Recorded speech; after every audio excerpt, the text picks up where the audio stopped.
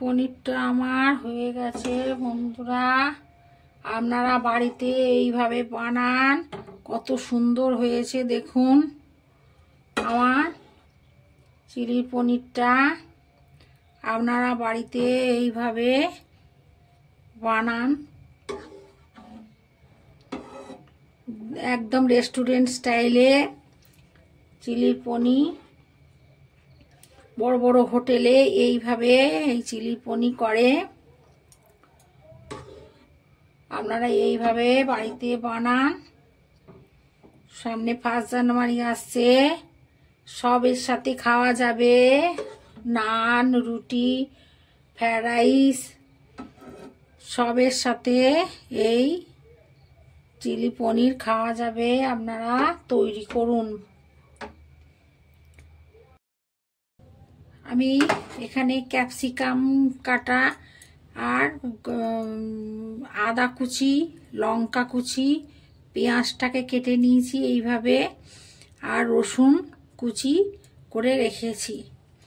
লঙ্কাগুলোকে ছোট ছোট করে পাতলা করে কেটে রেখেছি। আমি এবার পনিরটাকে কোট করে নেব। পনিরটার মধ্যে গোলমরিচের গুঁড়ো 1/2 চামচ দিয়ে দিলাম,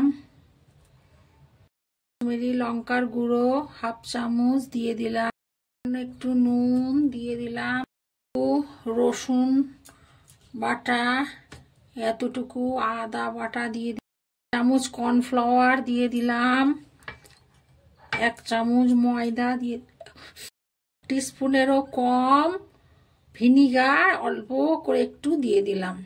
এবার সবকিছু একসঙ্গে একটু মাখিয়ে নেব।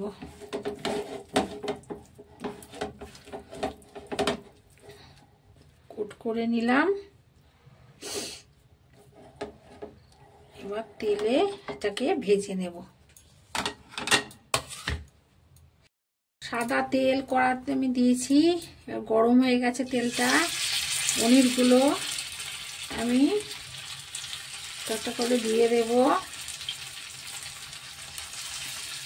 কত সুন্দর কোটটা হয়েছে দেখুন।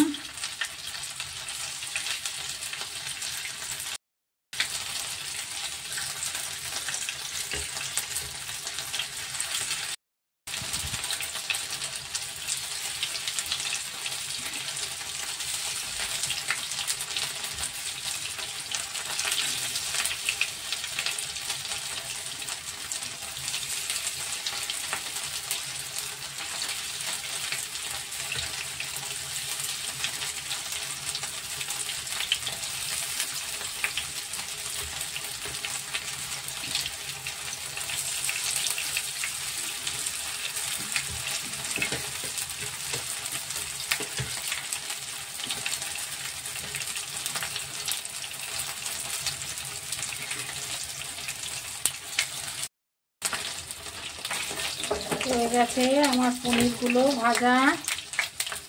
এবার তুলে নেব।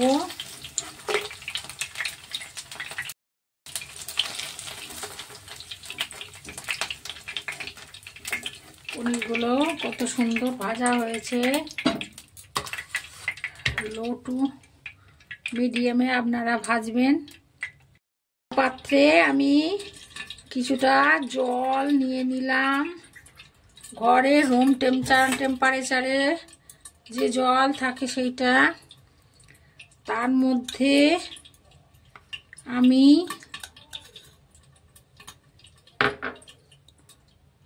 1 চামচ কর্নফ্লাওয়ার, সোয়া সস দিয়ে দিলাম 1 চামচ, 1.5 চামচের মতো সোয়া সস দিলাম, গ্রিন চিলি সস 1 চামচ দিয়ে 1 চামচ দিয়ে দিলাম, টমেটো কেচাপ 1 চামচ দিয়ে দিলাম, আর 1 চামচ দিয়ে দিলাম, আর 1 চামচ দিয়ে দিলাম, 3 চামচ টমেটো কেচাপ দিয়ে দিলাম, চামচ ভিনিগার দিয়ে দিলাম, নুন এর মধ্যে দিয়ে দিলাম।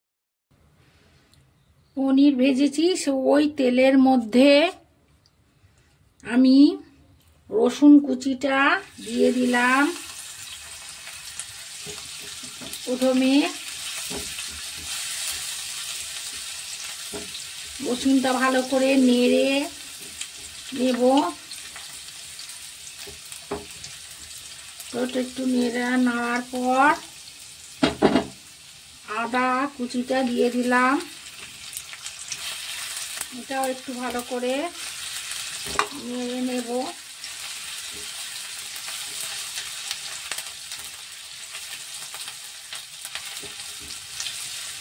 ভালো করে নেড়ে নেব এটা।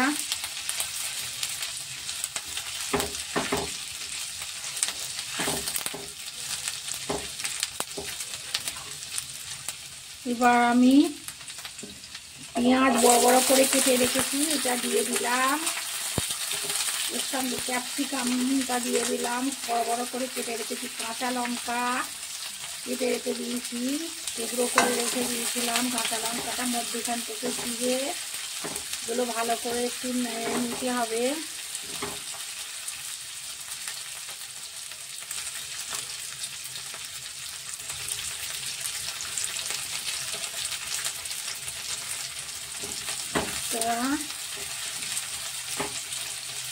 ভালো করে একটু নেড়ে নিতে হবে।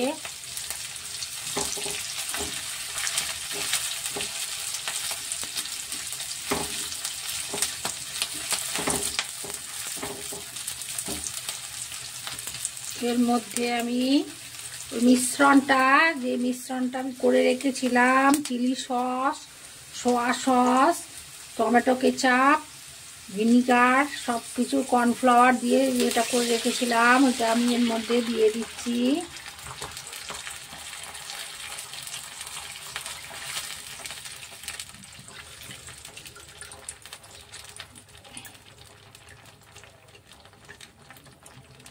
নুন টুন এর মধ্যে সব দেওয়া আছে।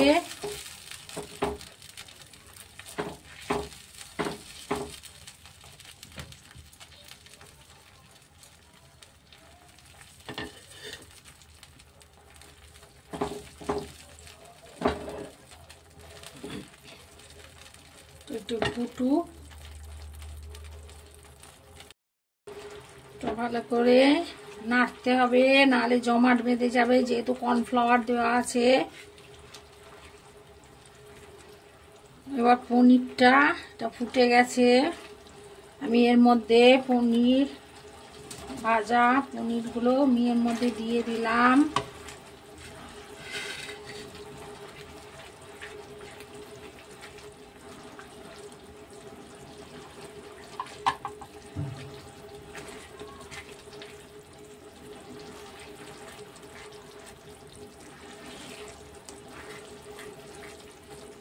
অনেক নেড়ে যেতে হবে, নাহলে জমাট বেঁধে যাবে।